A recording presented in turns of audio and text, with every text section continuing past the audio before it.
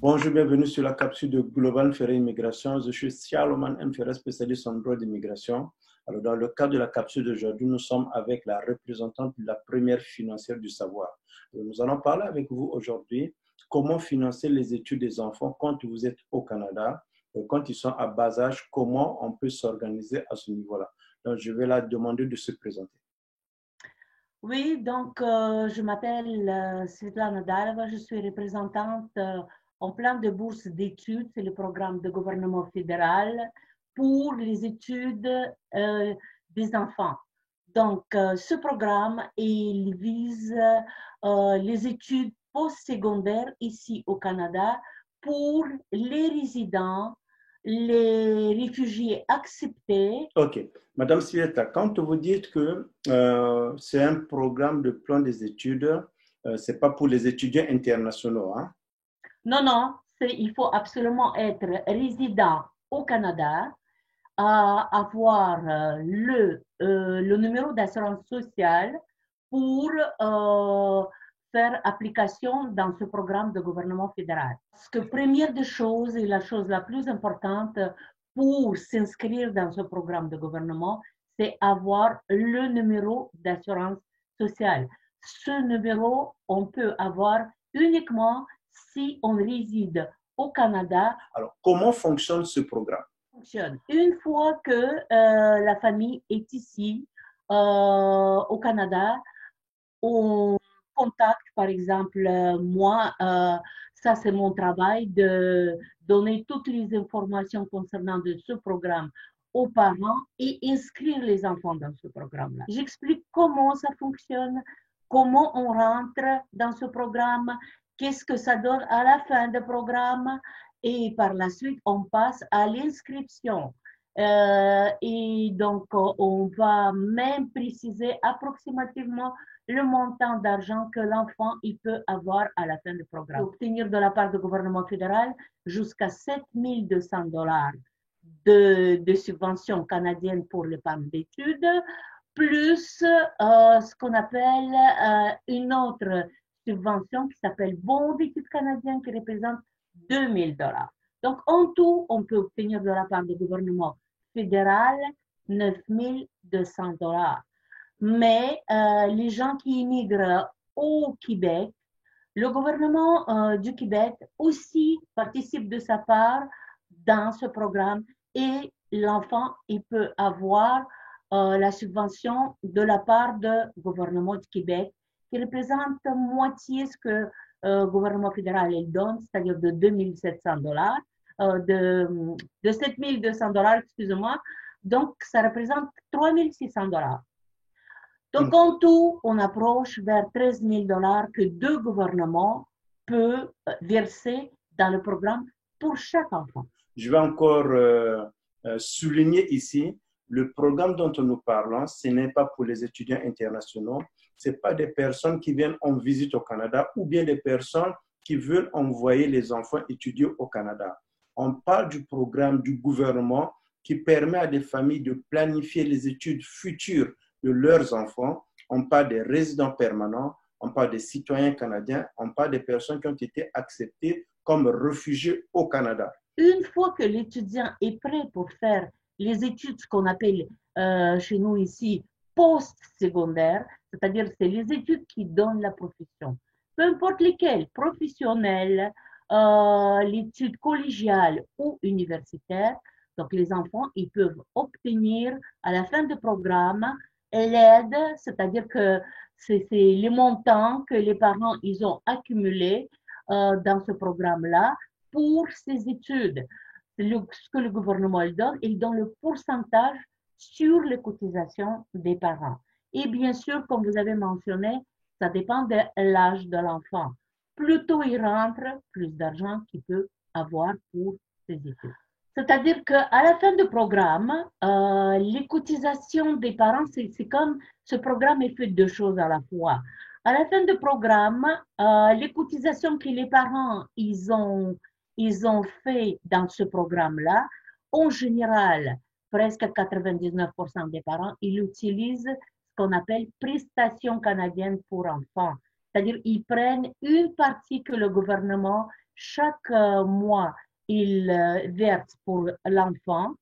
Et donc, les parents, ils utilisent une partie pour mettre de côté pour les études ou pour l'avenir de leur enfant.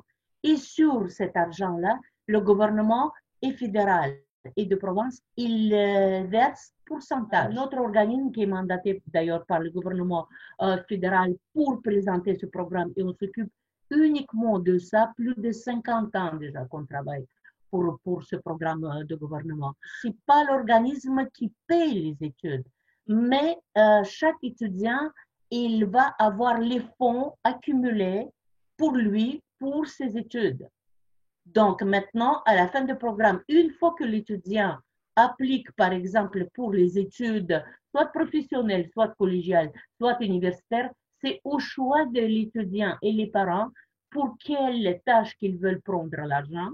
Donc, à partir de ce moment-là, le capital ou les cotisations que les parents ils ont fait pendant tout ce temps va être retourné aux parents. Donc, si je comprends, vous êtes en train de dire que si jamais je suis un parent, je viens d'arriver au Canada, je suis résident permanent ou bien j'habite déjà au Canada, alors si je veux planifier comment payer les études de mes enfants, je peux vous contacter et maintenant c'est avec vous qu'on établit les plans que je fais les cotisations. Quand il va arriver l'âge pour que les enfants puissent aller à l'école, vous allez me remettre tout l'argent qu'on avait épargné, plus les subventions du gouvernement fédéral et du gouvernement provincial. Absolument, c'est-à-dire que les parents, ils vont, comme je dis, récupérer leurs cotisations et l'enfant, il va avoir toutes les subventions du gouvernement, plus les revenus gagnés sur le capital des parents, parce que cet argent, bien sûr, il ne va pas dormir, il va travailler. En majorité, on travaille avec les obligations des gouvernements fédéraux et des provinces, donc garanties par le gouvernement. C'est très, très important à long terme. C'est comme ça. Une question qui peut revenir à l'esprit de ceux qui nous suivent aujourd'hui. Alors, comment je peux vous faire confiance? Parce que pendant 17 ans, pendant 16 ans, pendant 15 ans, je veux vous remettre l'argent et demain, vous n'allez pas disparaître avec mon argent. Comment vous pouvez me garantir? C'est-à-dire que vous pouvez rentrer dans les sites, parce qu'il y a les sites financiers qui sont basés sur les données de gouvernement, et vous allez trouver notre organisme là. En plus, il y a dans chaque province du Canada, il y a un organisme qui gère toutes les finances de province, qui s'appelle Autorité de marché financier. Donc, on peut regarder là-bas, on peut voir l'information sur, par exemple, sur chaque représentant, ou on peut rentrer dans notre site officiel aussi, qui va donner beaucoup, beaucoup d'informations, y compris l'information sur le représentant. Le Canada, c'est un pays de droit. Personne ne peut venir s'improviser, prendre l'argent des gens, commencer à faire de l'épargne pour vous remettre dans 17 ans. Ce n'est pas comme ça fonctionne. Tout est légalisé. Nous avons ce qu'on appelle l'autorité des marchés financiers. Donc, la première financière du savoir est autorisée par l'autorité des marchés financiers pour faire prélever cet argent, l'investir et après 15 ans, 17 ans, 10 ans, on va vous remettre ce qui vous est dû. Donc, ce n'est pas comme dans d'autres pays, quand on se réveille, il y a quelqu'un qui s'improvise, qui veut aider les parents donnent l'argent, ils disparaissent. Au Canada, ça ne fonctionne pas comme ça. Absolument. Donc, voilà pourquoi, quand vous allez arriver au Canada, vous allez comprendre que nous sommes dans un pays de droit et personne ne peut s'improviser. C'est la même chose que nous disons, ce n'est pas tout le monde qui habite au Canada est spécialiste en immigration. Pour qu'une personne puisse vous accompagner en immigration ou bien dans ce que vous faites, cette personne doit être accréditée et cette personne doit être membre d'un organisme de réglementation pour qu'il n'y ait pas des abus. Voilà pourquoi beaucoup de personnes qui sont à l'extérieur du Canada, qui malheureusement qui n'ont pas la bonne information, souvent vont aller donner l'argent à n'importe quelle personne qui va leur dire que je vais vous aider et par la suite la personne disparaît avec l'argent. Il n'y a pas de contrat, il n'y a pas de facture, on n'a pas fait la vérification. Alors, dans le cadre de Mme Dalva Svetlana, nous voudrons vous confirmer que dans le cadre de son travail, c'est bien la représentante de la première financière du savoir. Vous avez parlé de la prestation canadienne pour les enfants. Alors, ça veut dire quoi la prestation canadienne pour les enfants? C'est-à-dire que le gouvernement est fédéral et de province. Il va verser ce qu'on appelle les prestations canadiennes pour l'enfant à chaque enfant qui réside au Canada. Ça, c'est les sommes, bien sûr, qui sont liées avec les revenus des parents, mais les sommes assez considérables. Les parents, ils peuvent avoir, on va dire, des deux gouvernements approximativement. Comme je dis, il y a beaucoup de facteurs qui rentrent là-dedans, mais approximativement, entre, par exemple, à peu près 600 dollars jusqu'à 100 dollars par mois par enfant. C'est-à-dire, je donne la marge. Mais en général, les parents qui arrivent, les nouveaux arrivants au Canada, qui n'ont pas, bien sûr, beaucoup de revenus, ils ont quand même assez d'argent pour faire subvenir aux besoins des enfants. Donc, Et ça, c'est mensuellement.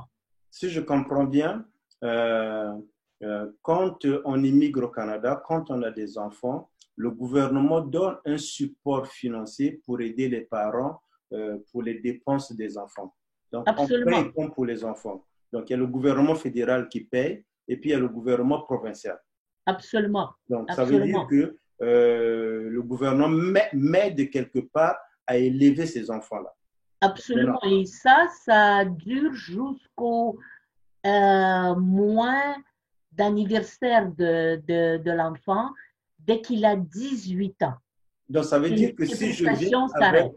Donc, ça veut dire que si je suis venu au Canada avec un enfant de 2 ans, jusqu'à ce que l'enfant puisse avoir 18 ans, pendant les 16 ans, le gouvernement va m'apporter un support financier pour m'occuper de cet enfant. Donc, ça peut être pour Absolument. l'aider, ça peut être pour épargner pour ses études, pour ses habits, pour sa nourriture. Donc, hormis C'est à mon vous de salaire. décider. Oui, Oui, parce que c'est très important de signifier cela, parce que dans beaucoup de pays, malheureusement, les gouvernements ne soutiennent pas les parents dans l'éducation des enfants. Voilà pourquoi certainement il y a d'autres qui n'ont pas qu'on ne paye pas cet argent pour les enfants.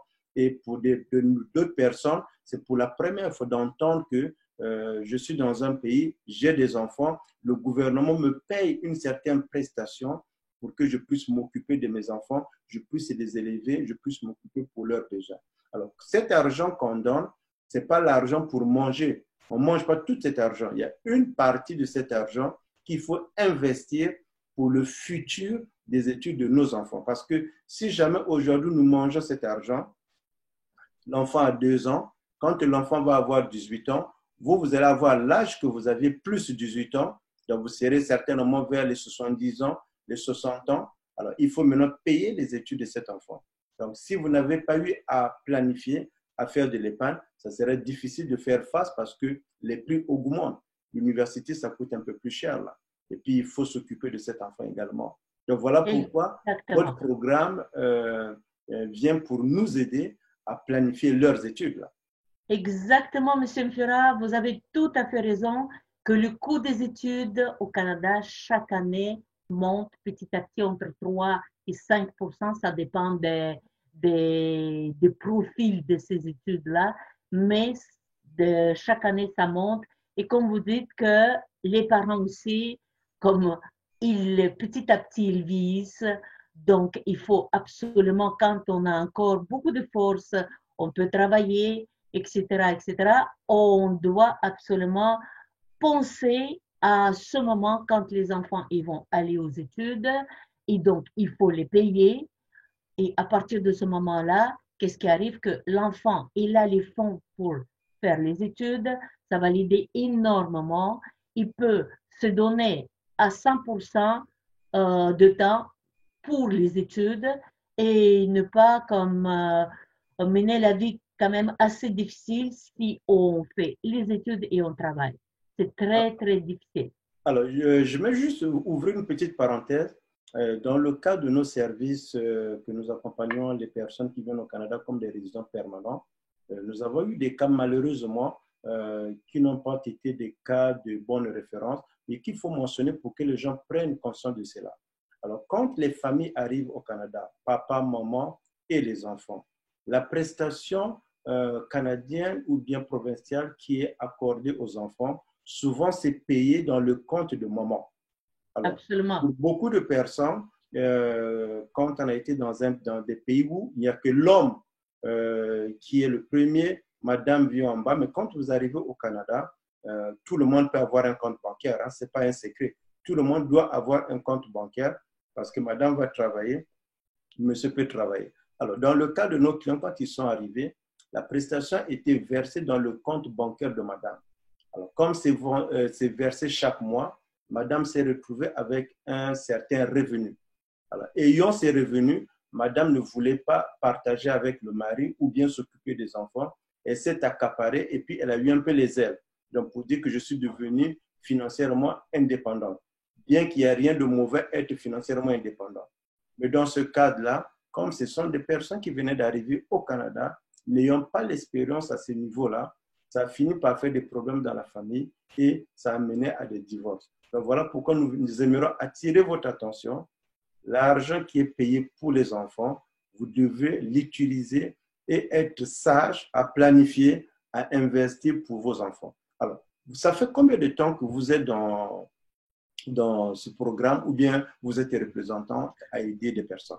Ben, je travaille pour ce programme plus de 20 ans. Donc, oui, c'est avec le même organisme, parce que comme je dis encore une fois, c'est un organisme qui travaille à but non lucratif. C'est juste pour les enfants. C'est l'aide aux parents de planifier justement les études des enfants. Et comme vous avez tout à l'heure posé une question, comment l'étudiant va avoir l'argent à la fin? Donc, à la fin du programme, on va retourner le capital aux parents toujours par chèque. Donc, il y a un chèque qui va arriver pour les parents. Et maintenant, l'étudiant, il va donner, parce que de toute façon, il faut mentionner d'abord que chaque enfant, on va dire enfant, à 16 ans, il commence déjà à faire les petites jobines pendant l'été pour avoir un peu d'argent.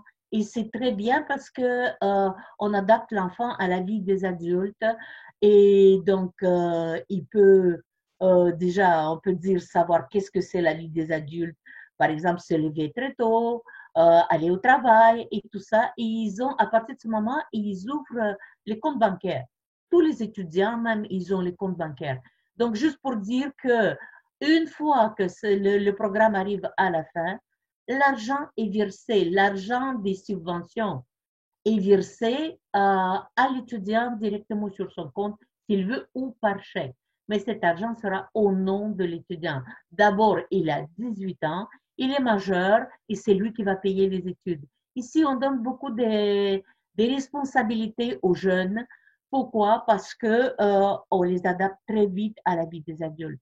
Ok, mais quand on parle de la vie des adultes, alors j'aimerais aussi attirer l'attention de ceux qui vont nous suivre au travers de différents médias, que la manière d'élever les enfants au Canada, ce n'est pas forcément la même que vous avez élevé vos enfants dans vos pays.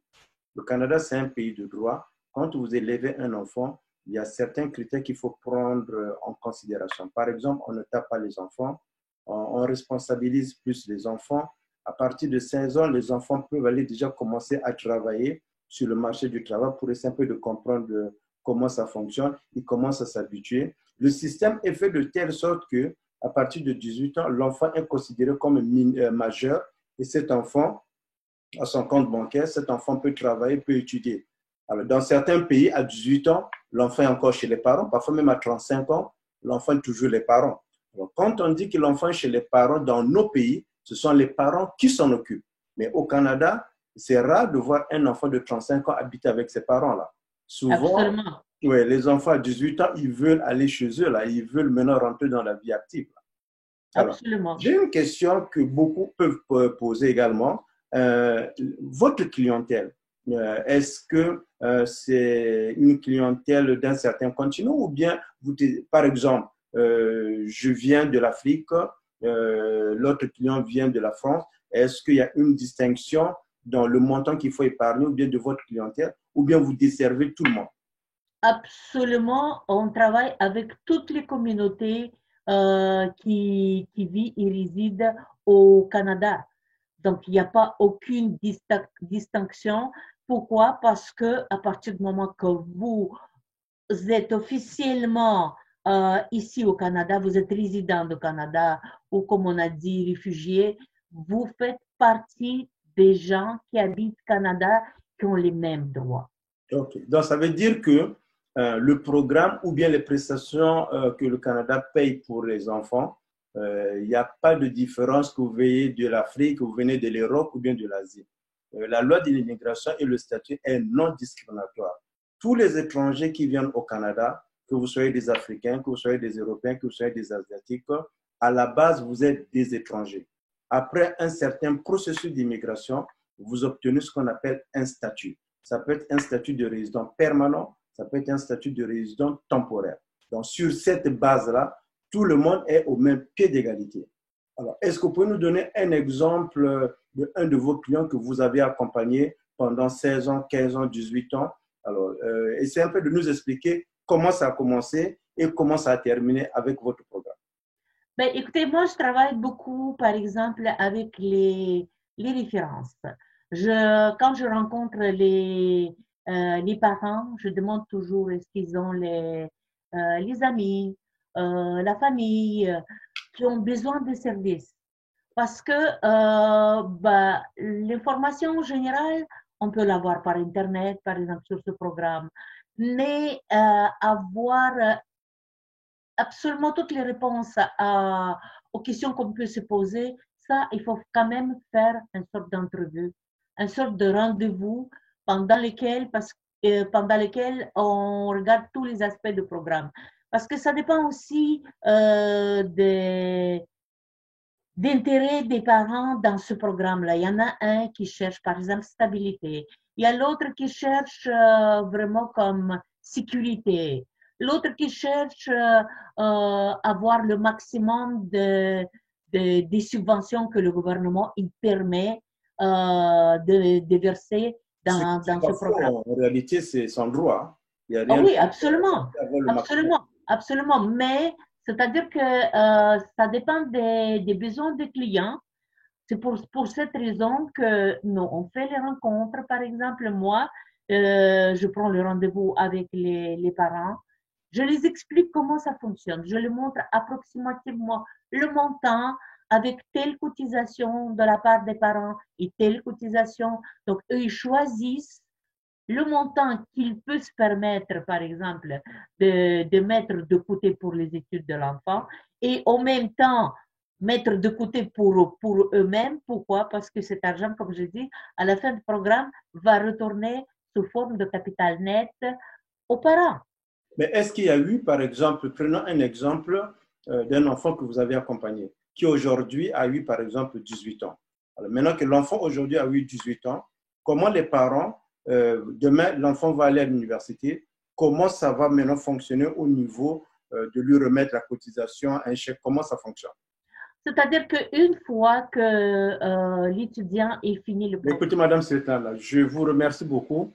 Vous nous avez donné un peu beaucoup plus d'informations, nous avez éclairé. Comme nous aimons dire à tous nos clients qui veulent venir au Canada, venir au Canada, ce n'est pas juste avoir le visa et déménager. Venir au Canada, c'est l'organisation de tout cela qui se fait, installer la famille, s'intégrer, trouver le travail, planifier les études des enfants. Tout cela rentre dans un projet d'immigration. Donc, quand on pense venir au Canada, il faut prendre tout cela en considération parce qu'on va arriver dans un nouveau pays, là où on n'a pas les repères, là où peut-être on va recommencer les choses à zéro, mais on a la possibilité de s'organiser. Moi, je me rappelle toujours de la phrase que vous m'avez dit quand j'étais arrivé au Canada. Vous m'avez dit de laisser le temps au temps. Absolument. Alors, j'ai suivi cette phrase et j'ai toujours laissé le temps au temps. Donc, pour des personnes qui nous suivent, si vous êtes dans un projet d'immigration, vous avez des questions concernant votre intégration, quand vous allez arriver au Canada, comment ça va se passer avec l'école des enfants, l'éducation des enfants. Le Canada est un pays qui encourage l'immigration. vous êtes les bienvenus, mais il y a également des structures qui sont mises en place sur place qui peuvent vous accompagner pendant votre période d'intégration, que ce soit pour la recherche du travail, la recherche de logement, comment faire un CV, comment planifier les études des enfants, comment acheter une maison, comment ouvrir un compte bancaire. Il y a plein d'organismes qui sont là pour vous accompagner. Donc, nous, comme Globam Ferré Immigration, on s'occupe d'avoir vos documents pour le Canada, vous accompagner dans le processus d'immigration. Mais quand vous arrivez, vous avez des enfants, vous planifiez avoir des enfants, ou bien encore, vous êtes sur le territoire canadien, mais vous n'avez jamais pensé à il faut planifier pour les études des enfants. Vous avez l'opportunité de contacter Mme Svetlana Dalva, qui est la représentante de la première financière du savoir. Donc, nous allons mettre ces informations à la fin de cette vidéo, en dessous de cette vidéo. Vous pouvez la contacter. Vous allez remarquer qu'elle va vous donner plus d'informations, plus de détails pour que vous puissiez planifier les études de vos enfants. Nous vous disons un grand merci d'avoir pris ce temps, bien que tout le monde est en confinement, mais vous avez pris ce temps de partager avec nous parce que beaucoup de nos clients nous posent des questions. Je veux venir de la France, j'ai des enfants, comment je vais planifier leurs études? Je veux venir de l'Afrique, j'ai des enfants, comment je vais payer? Parce qu'on sait que les études au Canada coûtent un peu plus cher. Vraiment, on vous dit un grand merci et prenez soin de vous et on vous dit à très bientôt. Alors, je vous en prie, en tout cas, ça me fait plaisir de vous donner ce service-là. Pourquoi? Parce que je suis aussi maman, mes enfants, ils sont passés par ce programme, ils ont profité amplement des bienfaits de ce programme-là. Ils ont étudié l'un et l'autre avec ce programme et ça m'a aidé énormément parce que nous, les immigrants, quand on arrive ici au Canada, bien sûr, notre rêve que nos enfants réussissent, il nous dépasse. Il nous dépasse. C'est pour cette raison qu'on fait les efforts, qu'on change les pays, on laisse une partie des familles ailleurs. Pourquoi? Parce qu'on veut que nos enfants réussissent. Et Canada, c'est un pays où l'enfant a toutes les chances de réussir. Ça, c'est une bonne chose. Alors, vous qui nous suivez, comme nous disons, tout commence par un rêve. Si jamais vous avez des questions concernant l'immigration, vous avez nos informations à la fin de cette vidéo. Vous pouvez nous contacter, vous nous poser vos questions. Il nous fera plaisir de vous donner l'heure juste par rapport à votre projet d'immigration. N'oubliez pas, l'immigration est facile, mais l'immigration n'est pas simple. Soyez entourés, profitez de toutes les ressources que vous avez pour vous accompagner dans votre processus d'immigration et une fois au Canada, dans votre intégration et dans la planification des études de vos enfants. C'était Charlemagne M. Ferrat, spécialiste en droit d'immigration et le directeur de Globam Ferré Immigration. Je vous dis à très bientôt au Canada. Merci, madame.